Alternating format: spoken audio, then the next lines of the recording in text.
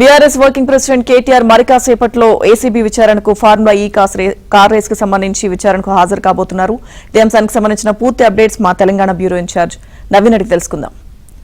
Yes Naveen, విచారణకు సంబంధించిన పూర్తి అప్డేట్స్ ఏంటి? ఎందుకంటే ఇప్పటికే పలుమార్లు ఏసీబీ విచారణకు ఫార్ములా కేసుకు సంబంధించి కూడా కేటీఆర్ హాజరయ్యారు. సో ఈసారి ప్రధానంగా ఎటువంటి ప్రశ్నలు సంధించే అవకాశం ఉంది? అంటే ప్రస్తుతం ఇప్పుడు జరిగేటువంటి విచారణ ఈ ఫార్ములా ఈ రేసుకు సంబంధించినటువంటి అంశంలో ఒక కీలకమైనటువంటి విచారణగా చెప్పుకోవచ్చు. సో ఇప్పటికే ఈ అంశానికి సంబంధించి కేటీఆర్ని ఇదివరకే ఏసీబీ అధికారులు విచారణకు పిలిచారు. సో విచారణలో భాగంగా అనేక ప్రశ్నలను కేటీఆర్ ముందర ఉంచారు. అయితే ఆ సందర్భంగా కేటీఆర్ వాటికి సరిగా సమాధానాలు చెప్పలేదని చెప్పేసి కూడా ఏసీబీ అధికారులు చెప్పారు. సో ఇప్పుడు అంటే కేటీఆర్ విచారణకు ముందు విచారణ తర్వాత అంటే ఈ జనవరిలో కేటీఆర్ని విచారణ జరిపారు.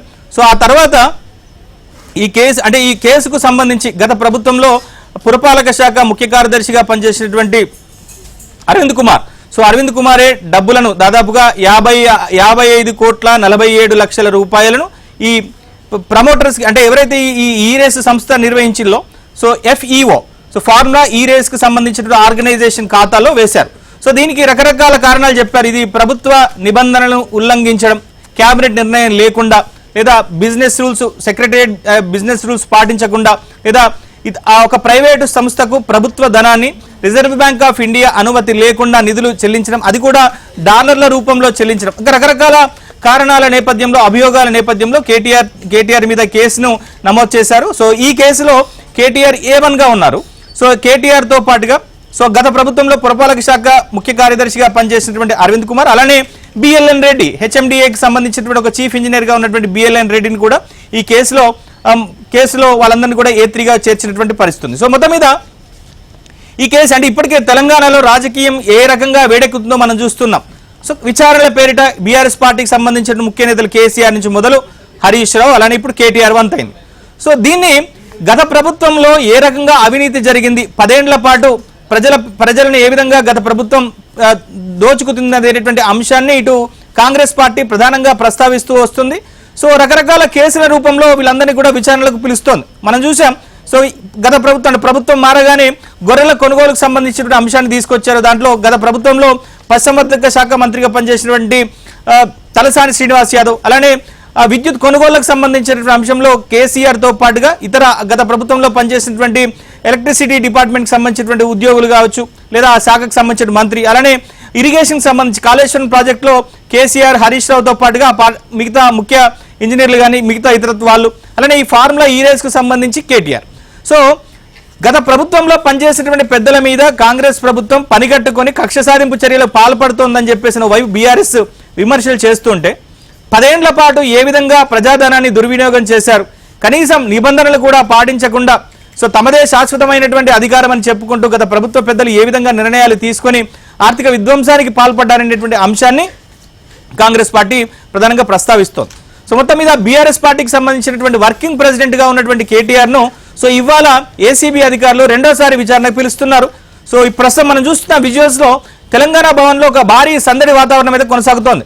సో కేసీఆర్ ని మొన్న కాళేశ్వరం విచారణ సందర్భంగా సో విచారణకు వెళ్తున్నటువంటి క్రమంలో పెద్ద ఎత్తున ఏ విధంగా బీఆర్ఎస్ పార్టీకి సంబంధించిన నేతలంతా కూడా బీఆర్కే భవన్ కు తరలి వచ్చారో సో ఇవాళ కూడా తెలంగాణ భవన్ కు బీఆర్ఎస్ పార్టీ రాష్ట్ర కార్యాలయం తెలంగాణ భవన్ కూడా అదే స్థాయిలో పెద్ద ఎత్తున బీఆర్ఎస్ నేతలంతా కూడా కదిలి వచ్చారు. దీనికి సంబంధించి 2 రోజుల క్రితమే పార్టీ నేతలకందరికీ కూడా ఒక మెసేజ్ వెళ్ళింది. సో కేటీఆర్ ఏసీబీ విచారణకు వెళ్తున్నారు కాబట్టి పెద్ద సంఖ్యలో బల ప్రదర్శన చేయాలి, పెద్ద సంఖ్యలో జనసన్నివీకరణ చేయాలని చెప్పేసి పార్టీ నేతలకు పార్టీ హైకమాండ్ నుంచి పిలుపొచ్చింది. సో దానిలో భాగంగానే పెద్ద సంఖ్యలో సిటీకి సంబంధించిన నేతలంతా కూడా కార్యకర్తలను అక్కడికి మొబిలైజ్ చేశారు. మనం విజువల్స్ లో చేస్తున్నాం. కేటీఆర్ కు సంఘీభావంగా మద్దతుగా మాజీ మంత్రులు హరీష్ రావు, సబితా ఇంద్రారెడ్డి, సత్యవతి రాథోడ్, శ్రీనివాస్ గౌడ్, మిగతా మంత్రులంతా కూడా తెలంగాణ భవన్ చేరుకున్నారు. సో అక్కడి నుంచి నేరుగా ఆయన 10 గంటలకు ఏసీబీ కార్యాలయానికి చేరుకుంటారు. సో ఏసీబీ కార్యాలయంలో ఆయన విచారణ మొదలవుతుంది. సో ఇప్పటికే ఏసీబీ అధికారులు ఆయన విచారించిన నేపథ్యంలో ఆ తర్వాత HMDAకి సంబంధించినటువంటి ఇంజనీర్లు, అలానే MAUD గత ప్రిన్సిపల్ సెక్రటరీగా పనిచేసినటువంటి అరవింద్ కుమార్ ని కూడా విచారణ జరిపినటువంటి నేపథ్యంలో ఒక కీలకమైనటువంటి ఆధారాలను ఏసీబీ అధికారులు సేకరించారు. సో ఈ ఏసీబీ విచారణ జరుగుతున్న సందర్భంగా ప్రభుత్వం కూడా కొన్ని కీలకమైనటువంటి అంశాలను కూడా బయటికి రిలీజ్ చేసింది.